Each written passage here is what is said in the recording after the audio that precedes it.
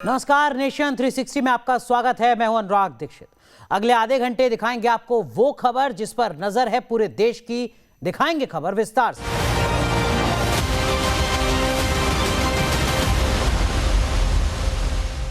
गांधी जयंती से एक दिन पहले प्रधानमंत्री नरेंद्र मोदी ने स्वच्छता मिशन 2.0 की शुरुआत कर दी। पीएम मोदी अक्सर कहा करते हैं कि देश को स्वच्छ बनाने का संकल्प की प्रेरणा महात्मा गांधी के जीवन से मिली है। राष्ट्रपिता महात्मा गांधी स्वच्छता को लेकर एक बार उन्होंने कहा था कि यदि कोई व्यक्ति स्वच्छ नहीं है तो वो स्वस्थ नहीं रह सकता, और यदि वो स्वस्थ नहीं है तो स्वस्थ मनोदशा के साथ नहीं रह पाएगा। स्वस्थ मनोदशा से ही स्वस्थ चरित्र का विकास होगा। स्वच्छता की अहमियत हमारे जीवन में सर्वोपरि है। उसी अहमियत को बताने, देश के गांव-गांव तक पहुंचाने स्वच्छता मिशन के दूसरे चरण का शुभारंभ किया गया है। प्रधानमंत्री नरेंद्र मोदी ने मिशन को लॉन्च किया और मिशन में क्या कुछ होने वाला है इसके बारे में बताया। दरअसल स्वच्छता मिशन 2.0 पहले मिशन का विस्तार है। इस दौरान पहले मिशन में शुरू की गई योजनाएं चलती रहेंगी, जबकि दूसरे मिशन में कुछ और योजनाएं भी जोड़ी जाएंगी। इसमें शहरों को पूरी तरीके से कूड़ा मुक्त बनाने का संकल्प है। इसके लिए देश के हर नागरिक को इस मिशन से जोड़ा जाएगा। लोगों को स्वच्छता के लिए जागरूक किया जाएगा। लोगों को समझाया जाएगा कि सफाई कितनी जरूरी है। न सिर्फ घर को साफ सुथरा रखना चाहिए, बल्कि अपने पड़ोस, सड़क, गांव, घर, हर जगह को साफ रखना जरूरी है। इसके लिए सरकार के प्रयासों में आम आदमी को शामिल किया जाएगा, जिससे स्वच्छता मिशन 2.0 सफल बनाया जा सके। स्वच्छता मिशन को दो अलग अलग फेज में आगे बढ़ाया जाएगा, जिसमें शहरों और गांव में एक समान योजनाएं चलेंगी। दूसरे स्वच्छता मिशन में अर्बन 2.0 में शहरी सुधार पर जोर दिया गया है। वहीं अमृत 2.0 में शहरों को पूरी तरीके से कचरा मुक्त कराकर साफ पीने के पानी को घर घर पहुंचाने का लक्ष्य है। दिल्ली के अंबेडकर इंटरनेशनल सेंटर में पीएम नरेंद्र मोदी ने इन योजनाओं के दूसरे चरण की लॉन्चिंग करते हुए कहा कि इस मिशन का मकसद हर शहर को कूड़ा मुक्त करना है। देश में हर दिन लाखों टन कूड़ा इकट्ठा होता है। शहरों में कूड़े के पहाड़ खड़े हो चुके हैं। उससे निजात पाने के लिए कूड़े की प्रोसेसिंग की जाएगी और शहरों के आसपास कूड़े के पहाड़ को पूरी तरीके से खत्म कर दिया जाएगा। यह मिशन देश के 500 शहरों में शुरू किया जा रहा है। हर शहर से कूड़ा हटाने से लेकर वेस्ट मैनेजमेंट तक करीब 1.41 लाख करोड़ का खर्चा आएगा, जिससे सभी शहर कूड़े से मुक्त रह सकें और गंदगी से लोगों की जिंदगी भी मुक्त हो सके। मिशन की अहमियत बताने के दौरान प्रधानमंत्री मोदी ने लोगों को जागरूक करते हुए कहा कि हमें यह याद रखना है कि स्वच्छता एक दिन का, एक पखवाड़े का, एक साल का या कुछ लोगों का काम नहीं है, बल्कि पीढ़ी दर पीढ़ी चलने वाला महाअभियान है। स्वच्छता मिशन के पहले चरण की शुरुआत 2014 में हुई थी। उस वक्त पीएम मोदी ने झाड़ू लगाकर स्वच्छता का संदेश दिया था। तब यह तय किया गया था कि गांव-गांव तक हर गरीब को शौचालय की सुविधा उपलब्ध कराई जाएगी। यानी मिशन 1 में फोकस शौचालय बनाने पर ज्यादा था।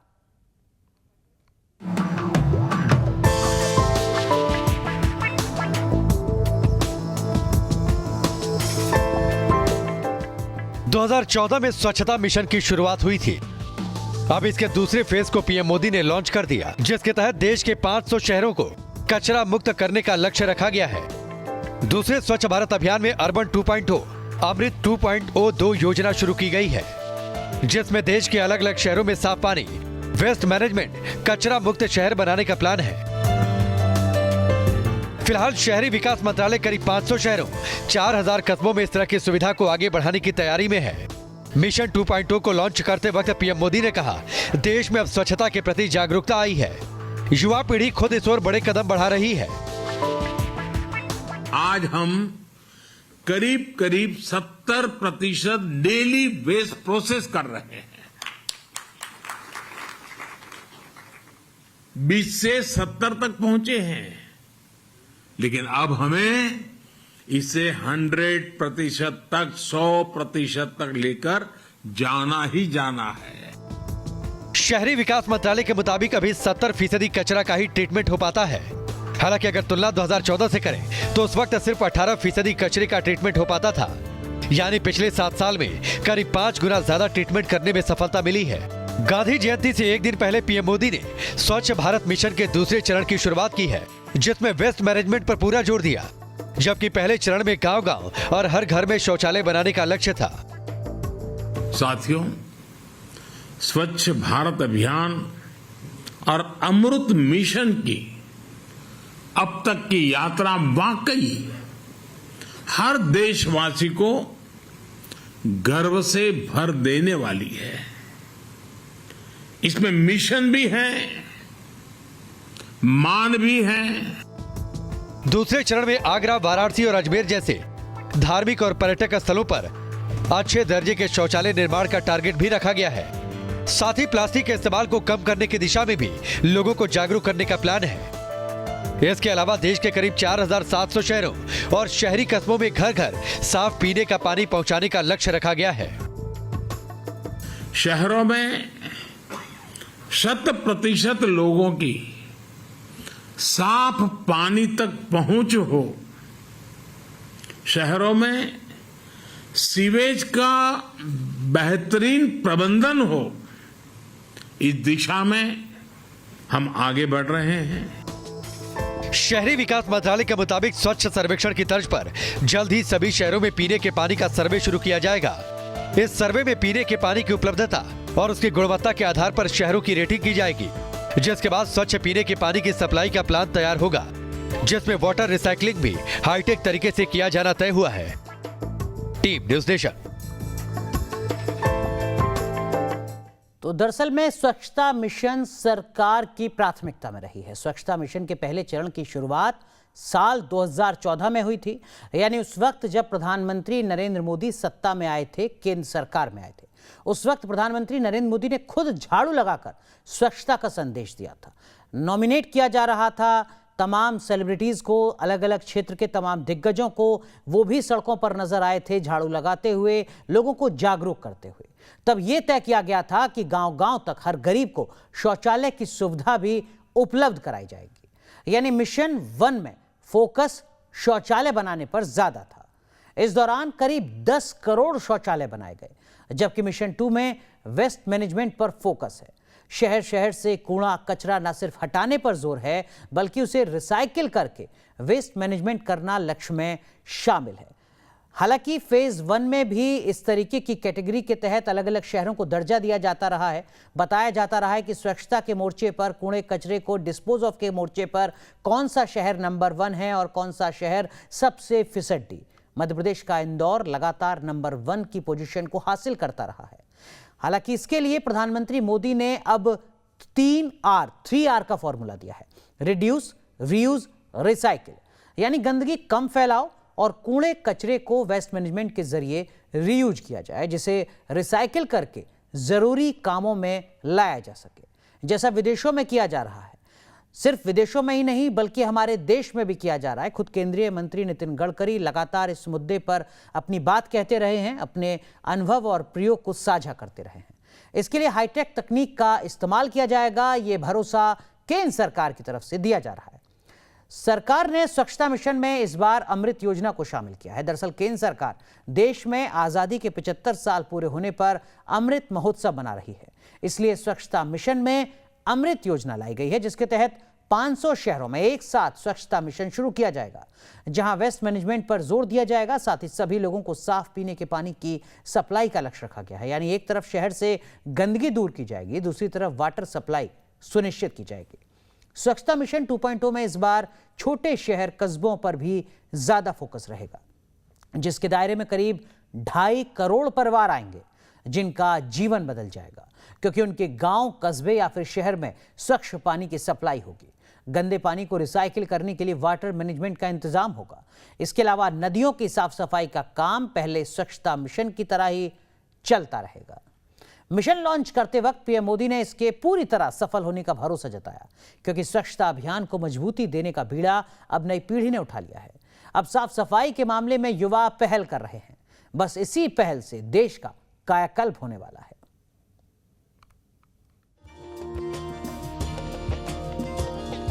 7 साल पहले प्रधानमंत्री नरेंद्र मोदी ने स्वच्छता मिशन की नींव रखी थी। गांधी जयंती पर पीएम मोदी ने दिल्ली के मंदिर मार्ग में वाल्मीकि बस्ती से इस मिशन को शुरू किया। उसके बाद स्वच्छता मिशन को देश के गांव-गांव तक पहुंचाया गया। गरीब निचले वर्ग के लोगों को शौचालय बनाकर दिए गए। इसके बाद शहर से लेकर गांव तक लोगों को सफाई के लिए जागरूक किया जाता रहा। अब स्वच्छता मिशन का दूसरा फेज शुरू हो चुका है। इसके तहत शहरों को सैनिटाइज करने पर सरकार जोर लगा रही है। अगर मिशन का लक्ष्य पूरा हुआ तो शहर शहर कचरे के ढेर दिखने बंद हो जाएंगे, क्योंकि सरकार वेस्ट मैनेजमेंट के लिए तकनीक का इस्तेमाल करने जा रही है, जिसके तहत अगले 5 सालों में शहरों के 100% कचरे का ट्रीटमेंट कर उनके प्रबंधन का लक्ष्य रखा गया है, ताकि घरों और अन्य जगहों से निकलने वाले कचरे को रिसाइकिल किया जा सके। आज हम करीब करीब 70% डेली वेस्ट प्रोसेस कर रहे हैं। 20 से 70 तक पहुंचे हैं, लेकिन अब हमें इसे 100% तक, 100% तक लेकर जाना ही जाना है। वेस्ट मैनेजमेंट के अलावा साफ पीने का पानी उपलब्ध कराना भी इस मिशन का लक्ष्य है। इस मिशन को पायलट प्रोजेक्ट के तौर पर आगरा, सूरत, कोच्चि, भुवनेश्वर, रोहतक समेत 10 शहरों में पीने के पानी का सर्वे शुरू किया गया था, लेकिन कोरोना की वजह से उसे बीच में ही रोक देना पड़ा था। लेकिन अब फिर से मिशन में तेजी आएगी।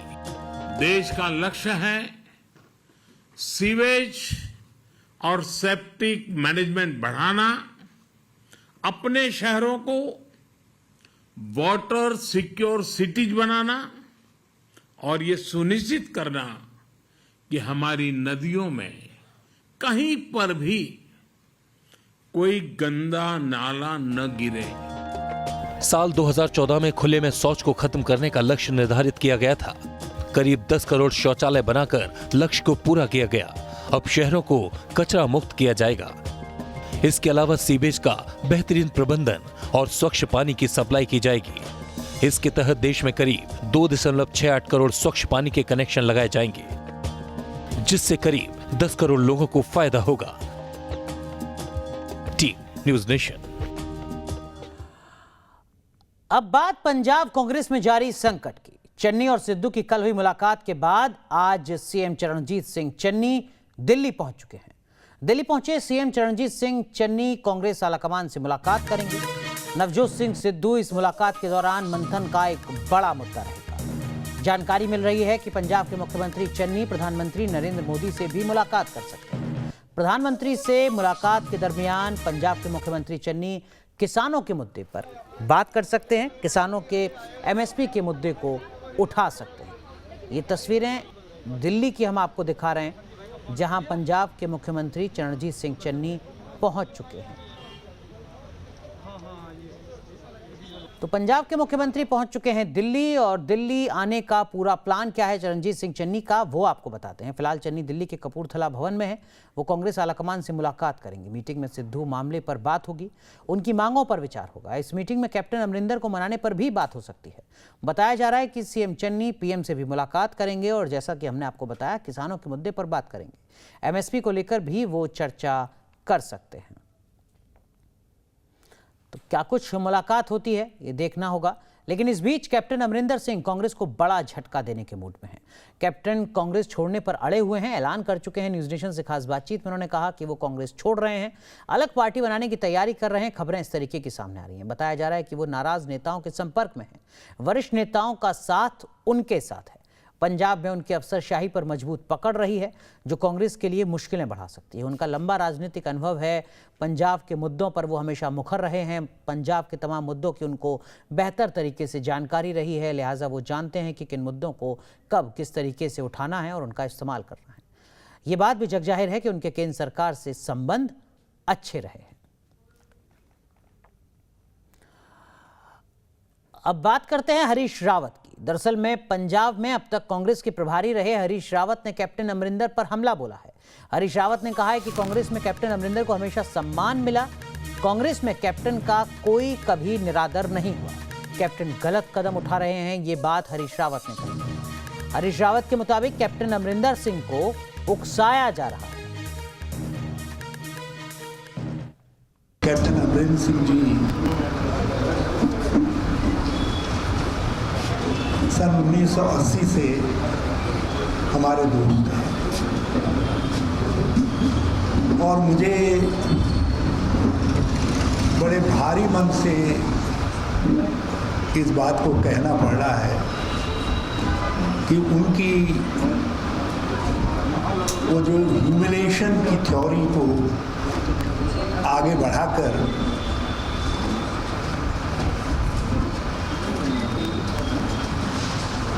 कुछ ऐसा करने जा रहे हैं, कुछ ऐसे लोगों के उकसावे पर जिनके साथ उनका कोई सैद्धांतिक संबंध नहीं होना चाहिए।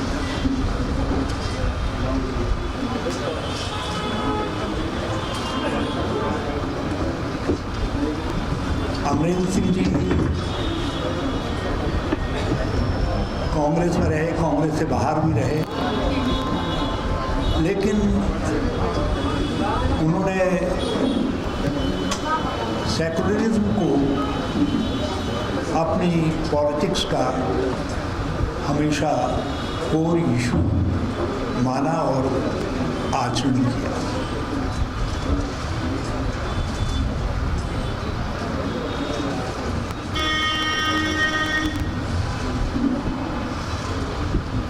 श्री अमित शाह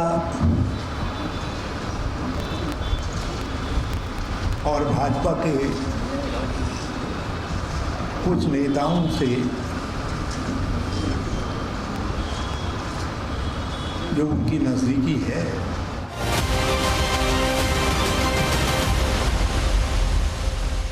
नेशन 360 में अब बात कन्हैया कुमार की। कन्हैया कुमार ने न्यूज नेशन से खास बातचीत में ये कहा कि मैं टुकड़े टुकड़े गैंग हूं। हालांकि उन्होंने इस बात पर सफाई दी। उन्होंने कहा कि मेरा काम बीजेपी को टुकड़े टुकड़े करना है। हाल ही में कांग्रेस में शामिल हुए हैं कन्हैया कुमार। उनका कहना है कि चोला बदलने से सिद्धांत नहीं बदल जाते हैं। कन्हैया कुमार के मुताबिक वो अभी भी कॉमरेड कन्हैया हैं। कॉमरेड कन्हैया, आप कांग्रेसी कन्हैया बन चुके हैं और हमारे साथ बातचीत करने के लिए कांग्रेस के मंच पर इस वक्त मौजूद हैं। कन्हैया, बदलाव को लेकर तो आपने तमाम चीज़ें बताई उस दिन प्रेस कॉन्फ्रेंस में, साथ ही ये भी बताया है कि एक बड़ा जहाज जो है उसे डूबने से बचाना है। नहीं, क्या स्ट्रेटजी है, क्योंकि उससे तमाम कश्तियां लगी हुई हैं और जाहिर है उन कश्तियों को ही बचाना होगा। देखिए, पहले तो आपका स्वागत और जो है आपके सभी दर्शकों का स्वागत, और आपके चैनल के जो पत्रकार थे दुबे जी, उनको मैंने प्रेस कॉन्फ्रेंस में कहा था कि शब्द को सही मायने में समझना ज़रूरी होता है।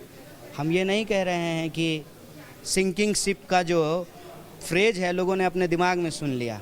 हम ये कह रहे हैं कि देश में लोकतंत्र कब बचेगा, जब विपक्ष बचेगी। आप, हम, इवन जो है देश के प्रधानमंत्री भी ये बात मानेंगे कि सबसे बड़ा विपक्ष कांग्रेस है, सबसे ज़्यादा नंबर संसद में कांग्रेस को है। तो कांग्रेस पार्टी बेहतर तरीके से परफॉर्मेंस करे, ये हमारी इच्छा होगी। आप किसी टीम को ज्वाइन करेंगे तो आप नहीं चाहेंगे कि वो अच्छा परफॉर्म करे।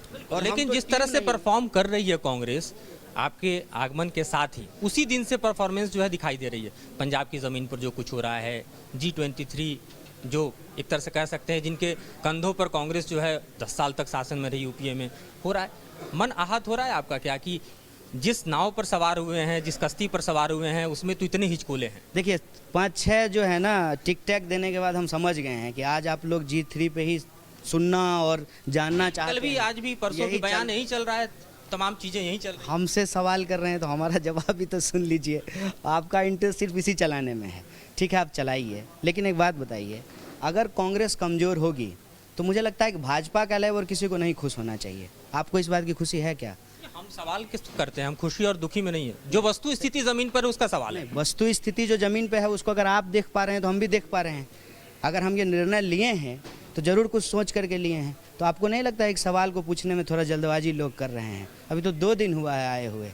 और जहाँ तक G23 का सवाल है, बहुत मुखरता से एक बात कहता हूँ, इसको नोट कीजिएगा कि हर परिवार में चीज़ों को लेकर के मतभेद होते हैं।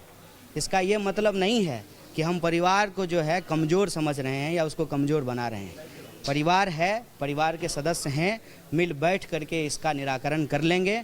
और हमारे जैसे जो नौजवान हैं वो राहुल गांधी को देख रहे हैं, क्योंकि उनके भीतर जो वैचारिक प्रतिबद्धता है वो हमको आकर्षित कर रही है। और लाखों करोड़ों नौजवानों के मन में जो दुविधा है वो दुविधा समाप्त हो रही है। भरोसा रखिए, अगर आपका कोई बाइसनेस नहीं है तो हम लोग उम्मीद करते हैं कि कांग्रेस जितना परफॉर्म करेगी देश में लोकतंत्र उतना बेहतर होगा। आपने बड़ी अच्छी बात कही कि सब राहुल गांधी की तरफ देख रहे हैं। राहुल गांधी भी तमाम ऐसे नेताओं की तरफ कांग्रेस में देखते रहे जो नेता पलक भर में विचारधारा को भी छोड़ दिए, दल को भी छोड़ दिए। ज्योतिरादित्य सिंधिया से लेकर और सिद्धू तक चले आए, जिनका बैकग्राउंड बीजेपी का रहा है। तो इनके व्यवहार, जतिन प्रसाद हैं बीच में, आप देखिए किस तरह के हालात पैदा हुए। तो सवाल आके नेतृत्व पे खड़ा हो जाता है, और गंभीर तब खड़ा हो जाता है जब पुराने नेता भी कह रहे हैं कि कौन कांग्रेस चला रहा है, पता ही नहीं चल रहा। देखिए एक बात बताते हैं आपको, आप बुरा नहीं मानिएगा, लेकिन विचारधारा को लेकर के जो है ना, शायद ये छिछली समझ है। आपका शरीर है तो आप इस कलर का शर्ट पहन लीजिए, फिर दूसरे कलर का शर्ट पहन लीजिए, जो आपका शरीर है वही रहेगा ना। विचारधारा इतनी मजबूत चीज़ होती है। आपने जैसे कहा कि कॉमरेड कन्हैया कांग्रेसी कन्हैया हो गए हैं, तो पंडित जवाहरलाल नेहरू जब भाषण देने के लिए जाते थे, और ये आर्काइव्स में उठा करके देख लीजिएगा, वो कहते थे फ्रेंड्स एंड कॉमरेड्स। इसका क्या मतलब है? इसका ये मतलब है कि हम देश के भीतर जो लोग हैं ना, उनको प्रजा नहीं समझते हैं, उसको दोस्त समझते हैं, फ्रेंड समझते हैं। तो हमारे भीतर ये मानसिकता नहीं है कि ये सब्जेक्ट हैं और हम राजा हैं, वो नागरिक हैं और उनके अधिकारों से ही हमको पद मिली है, जिम्मेवारी मिली है। ये विचारधारा होती है। मतलब ये समझ लें कि भले ही आप कांग्रेस में आ गए, विचारधारा वामपंथ की आपके अंदर है। नहीं, देखिए जब हम वामपंथ में थे तब लोग कहते थे कि कांग्रेसी है, और कांग्रेस में है तो लोग कहेगा वामपंथी हैं। तो इससे हमको कोई दिक्कत नहीं है, हम विचारधारा की बात आपसे कर रहे हैं। जिस किसी के भीतर भी ये समझ होगी कि कांग्रेस पार्टी देश की सबसे बड़ी विपक्षी पार्टी है, देश की सबसे पुरानी पार्टी है और इतने सालों तक देश को चलाया है, तो ये कांग्रेस पार्टी सिर्फ पार्टी नहीं है, आधुनिक भारत का इतिहास अपने आप में समेटे हुए है। आपने विचारधारा वाली बात कही, तो जिसको मल्टी पार्टी में भरोसा होगा, जिसको डेमोक्रेसी में भरोसा होगा, जिसको इस देश की डाइवर्सिटी और यूनिटी में भरोसा होगा, वो कांग्रेस पार्टी को छोड़ करके नहीं जाएगा। अच्छा, एक शब्द भी आपके साथ चिपका हुआ है, प्रीफिक्स ही कहेंगे, और जिस दिन आपने ज्वाइन किया उस दिन खूब ट्रेंड कर रहा था, सोशल मीडिया पे आप भी ट्रेंड कर रहे थे, और वो था टुकड़े टुकड़े गैंग। जाहिर है कोई नया सवाल मैं नहीं पूछ रहा हूँ, लेकिन आपको लगता है ये शब्द आपका साथ छोड़ पाएगा या प्रीफिक्स के साथ ही चलना है? हम इस शब्द को ओन करते हैं, हम कहते हैं कि हम सरगना हैं, लेकिन कहता कौन है टुकड़ा टुकड़ा गैंग? जो कहता है उसका टुकड़ा टुकड़ा करेंगे। बोलिए कौन कहता है, आप बताइए। मेरा सवाल है। अरे आपका पत्रकार उस दिन बोला था कि बीजेपी का आरोप है, बोल दीजिए ना, तो घर बनाने की बात नहीं है। तो जो सोशल मीडिया में था वो सबके साथ विदित है, उसमें सोशल मीडिया भी तो कोई चला रहा है ना, रोबोट तो नहीं चल रहा है ना। तो भाजपा के लोग बोलते हैं मैं ओन करता हूँ कि हूँ, लेकिन भाजपा मुझे टुकड़ा टुकड़ा गैंग कहता है, मतलब हम भाजपा का टुकड़ा टुकड़ा करेंगे। एक छोटा सा ब्रेक, आप बने रहिए न्यूज़ नेशन के साथ।